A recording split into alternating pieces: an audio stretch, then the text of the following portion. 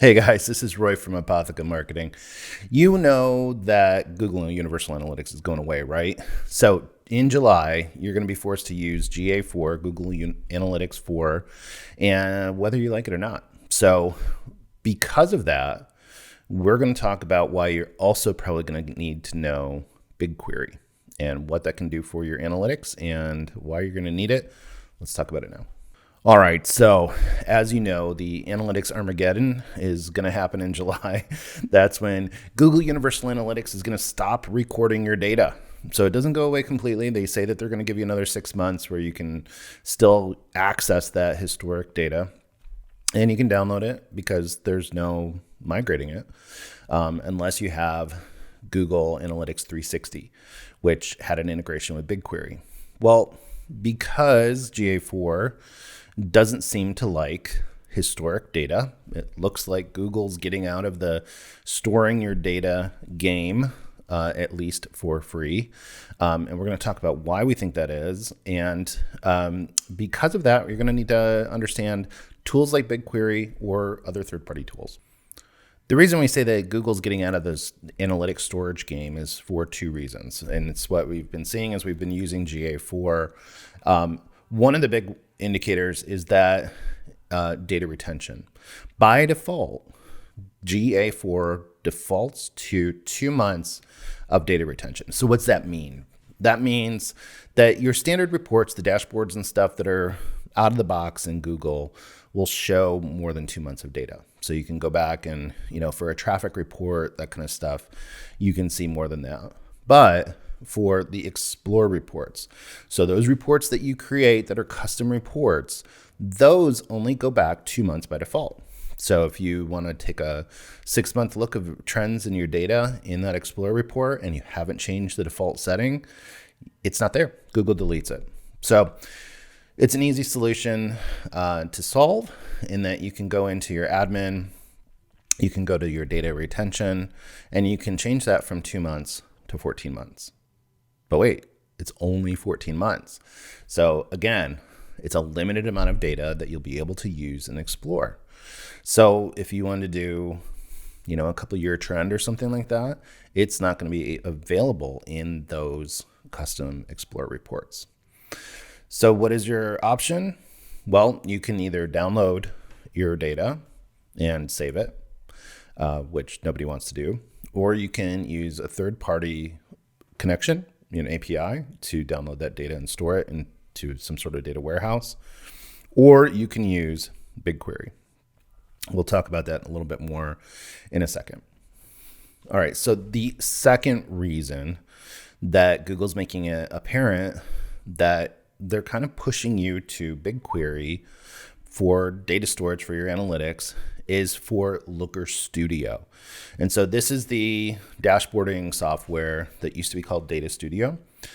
They've changed the name to Looker Studio. Looker was a third-party product that Google purchased, and they've rebranded the whole Data Studio to Looker to coincide with that, and which is silly because the URL is still the same. It's still Data Studio. It's still the same tool, blah, blah, blah.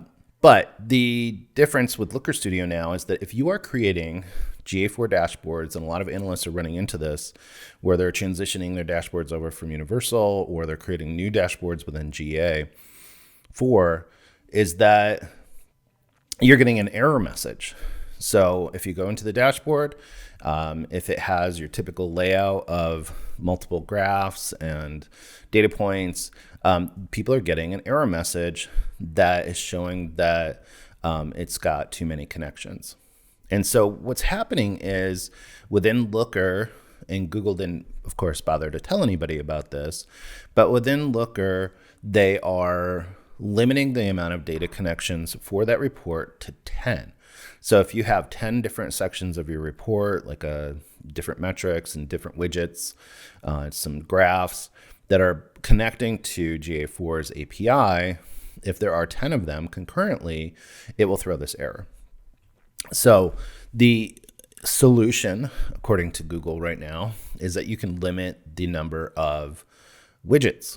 So, which seems to do away with the whole concept of a dashboard is that you can show a very quick overhead look at important metrics and whatnot. But so their solution, at least in their recommendations that they're saying, is that you can limit the amount of simultaneous connections to the data, and that will theoretically solve it. The other problem is, though, is that they are using in their data, throttling, is they have 1,250 tokens that they assign per project per hour is the limit that you can have. Now, each of those widgets has a different amount of tokens that it can use depending on the query and the data. And so each of those might use, say 5 to 10 tokens. So if you use that in your project, if you have multiple people accessing it, you can very quickly get to that 1,250 tokens in a day. So, or in an hour rather, if you're using, have a number of people using it. So if you're a large company, you have a lot of people looking at the dashboards, that will cause errors and not connect to your data. This makes Looker Studio increasingly not usable, which is devastating to many analysts because, we've spent hundreds of hours building on our dashboards for clients or for the companies that we work for, and now they may not work all the time. And the solution to this is BigQuery. Now, they do say, of course, you can throttle down the number of people looking at it, which doesn't seem realistic. They are making some changes that will let you see how many tokens you're using and that type of thing. But essentially, Google is moving to making their analytics and their dashboarding to support it is a paid model. So kind of. And we'll talk about that in a little bit more detail. So now GA4 doesn't store more than 14 months of data for their Explorer reports. Looker Studio is acting funky. So your free reporting tools are suddenly becoming problematic. Now, a lot of people are exploring other options to say, hey, implementing GA4 is essentially like implementing a third-party tool anyway.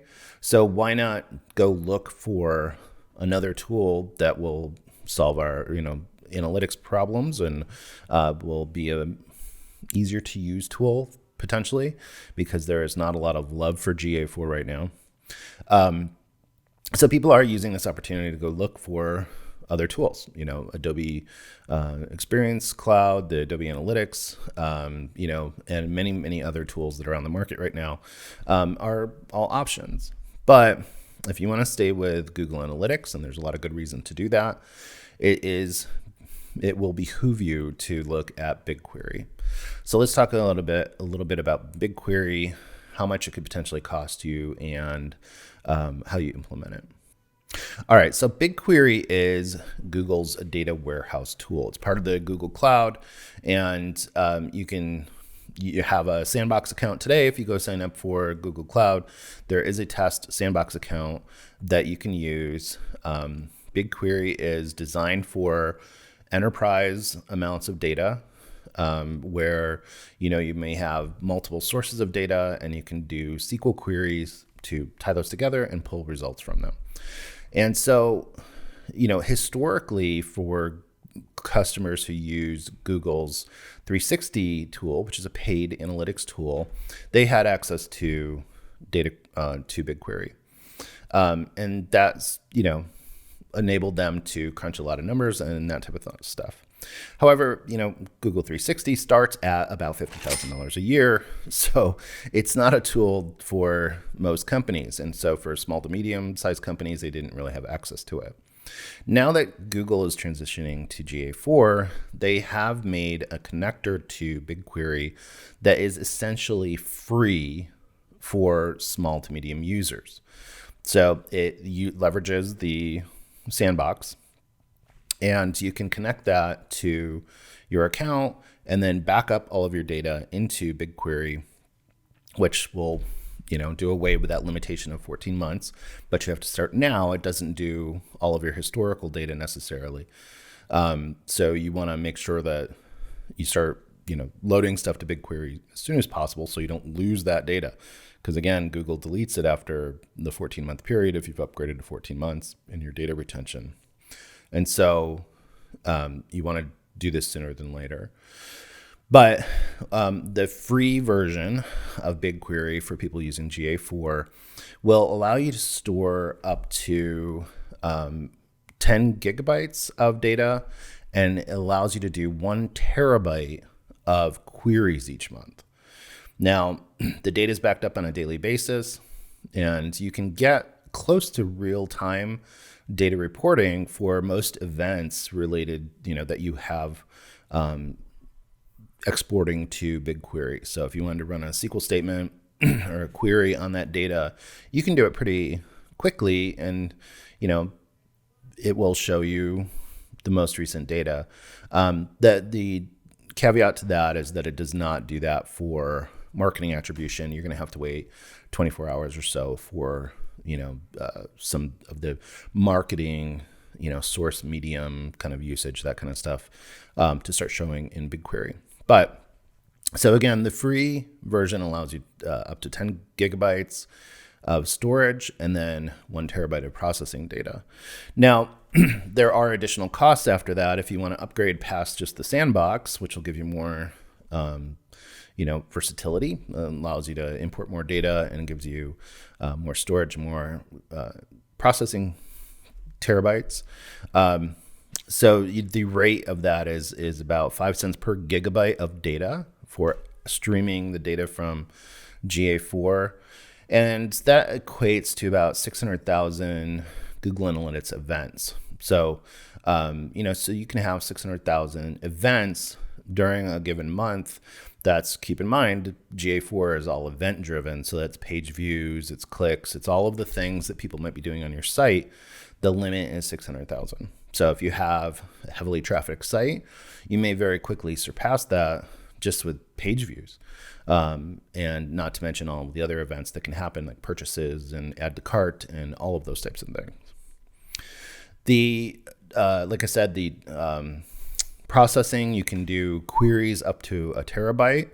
And then after that terabyte of querying, so if you're running big SQL statements on all of your data and you're doing joins and all that kind of stuff, it's going to use up a lot of memory quickly if you have a lot of data. So if you're doing something that's, year over year or a couple of years of data, that can add up very quickly.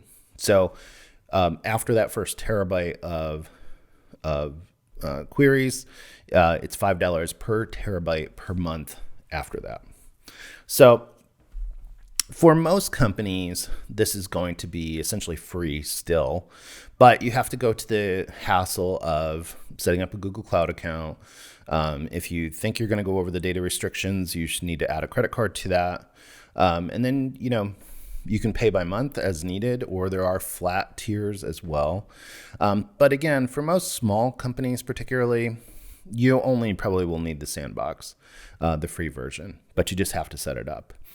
Setting it up is actually pretty easy. You can go just into your admin, and there is a connector for BigQuery in there, and then you just choose the product and the account that the project and the account that you're using or pointing it to, and have that exported to that. So if you're a company that may have multiple BigQuery projects going on and stuff, you can choose which one it goes to, that will be your repository for Google Analytics for data.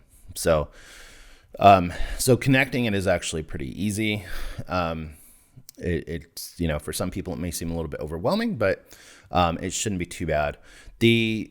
For medium-sized to large companies, you will start to incur costs for this as your data grows and as people really start using it.